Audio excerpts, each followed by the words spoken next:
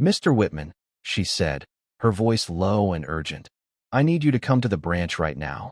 Don't call your son. And don't say a word to your daughter-in-law either. Just come. That phone call came on an ordinary Tuesday afternoon, and what I found waiting for me at that bank would change everything I thought I knew about my own family. I'm George Whitman, 72, a retired auto mechanic from Denver, Colorado. If you're new here, stick around. The ending on this one still gives me chills. Hit like and subscribe for more. It was 2:15 in the afternoon when my phone rang.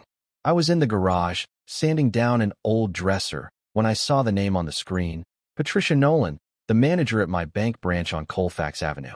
I'd known her for 6 years, ever since she helped me set up my retirement account. She wasn't the type to call unless something was seriously wrong.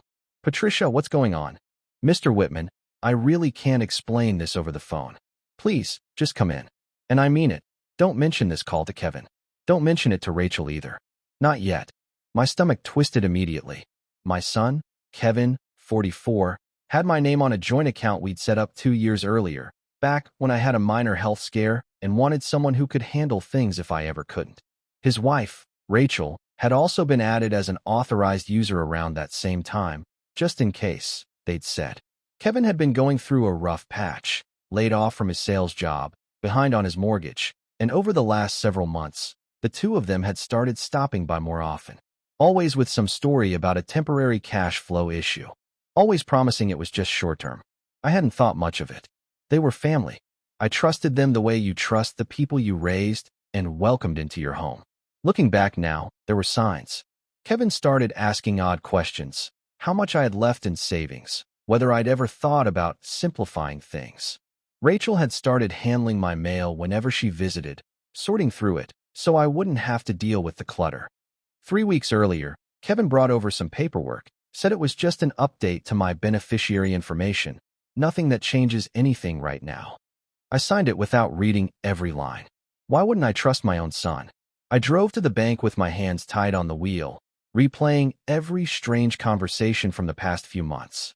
When I pulled into the lot on Colfax, I saw a car I recognized immediately, Kevin's silver Toyota Camry, parked crooked near the entrance. Rachel's small blue Honda was right behind it. I sat there for a second, stunned. Neither of them was supposed to know anything about this. I hadn't told either of them I was coming. I got out slowly and walked toward the glass doors, and through the window, I saw them both standing at the counter, leaning in close to a teller, talking fast. Rachel had a folder of papers gripped tight against her chest. I ducked to the side before they saw me and slipped in through a side entrance instead. Patricia met me near her office, her face pale. They've been here for 20 minutes, she whispered, trying to push through a large withdrawal and file new paperwork on the joint account. I stalled them, told them there was a system issue. Mr. Whitman, come with me. She closed her office door and pulled up the account on her screen.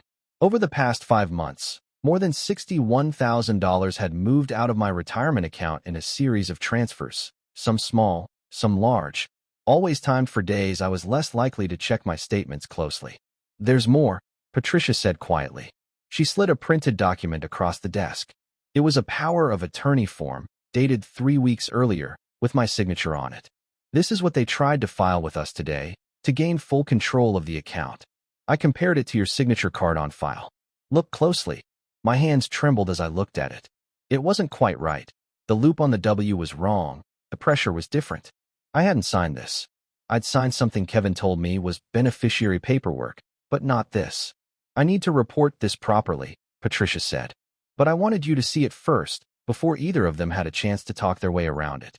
She called a fraud investigator the bank worked with, a retired detective named Marcus Reyes, who arrived within the hour.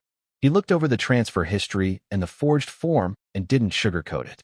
This is enough to open a case, Marcus said. But if we want it airtight, we need more than paperwork. We need to hear it from them directly. I agreed to stay quiet, to let Kevin and Rachel believe nothing had changed. Patricia flagged the account without alerting them and told them the system issue would resolve by the following week. For 11 days, I sat through dinners with my son and daughter-in-law, nodding along as they talked about helping Dad simplify his finances. Every night, I went homesick over it. Every morning, I reminded myself why I was doing this. Marcus wired a small recorder into a pen I kept on my kitchen table, the same spot they always sat when they came by uninvited. On the 12th night, they stopped by together, thinking I'd already gone to bed. I stayed quiet in the next room and listened. Rachel, low and sharp. The PO, I didn't go through, but I've got another way in through the beneficiary form. He won't even notice until it's done. Kevin, we just need 6 more weeks and the mortgage is covered. Then we back off completely. He'll never know. I sat there in the dark, my chest aching in a way I didn't have words for. It wasn't just my son. It was both of them, working together, planning exactly how far they could push this. Marcus had the recording filed as evidence the next morning. Combined with the forged power of attorney and the transfer history, the bank's fraud department and the Denver Police Financial Crimes Unit opened a full investigation. We arranged for Kevin and Rachel to come by the following week, under the pretense of finalizing the new paperwork. Marcus and a detective waited in my garage. When they both sat down at my kitchen table, I set my phone on the counter and played the recording back. Their own voices filled the kitchen. Rachel's face went white first. Kevin stammered, "Dad, that's not. We were going to pay it back, I swear." "Sit down," the detective said, stepping in from the garage, badge in hand.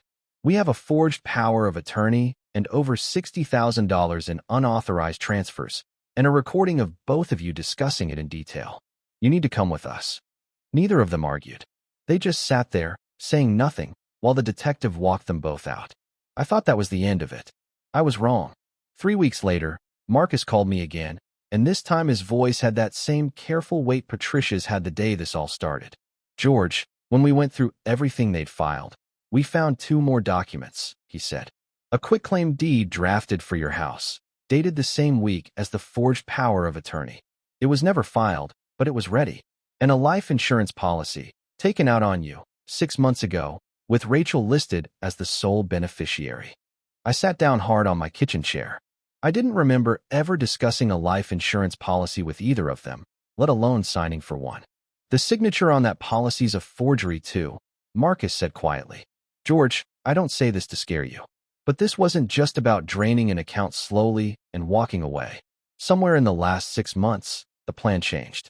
They wanted the house, and they wanted a payout that only made sense if something happened to you." I sat with that for a long time after we hung up. I thought about all those dinners, Rachel refilling my coffee, Kevin asking if I'd been keeping up with my blood pressure medication lately. Just checking in, Dad. I'll never know for certain how far it would have gone if Patricia hadn't made that call. I try not to spend my nights wondering. The insurance fraud added new charges for both of them. Kevin's sentence was extended to 4 years. Rachel, found to have forged the policy application herself, was sentenced to 6. It's been 10 months now. I got the money back through the bank's fraud protections and the court order. I canceled the insurance policy the moment I learned it existed. The house is still mine, still standing on Sheridan Boulevard, still quiet in the mornings in a way that doesn't sting anymore, not like it used to. Patricia and I still talk most weeks when I stop by the branch. She tells me I did the hardest, bravest thing a father can do, protect himself without losing himself in the process. I think about that phone call of hers more than she probably realizes. 2 names in 1 sentence. Don't tell Kevin. Don't tell Rachel. And somehow, that one careful warning is the reason I'm still here to tell you this story at all. If this story got to you, hit like, drop a comment, and subscribe for more. I'll see you in the next one.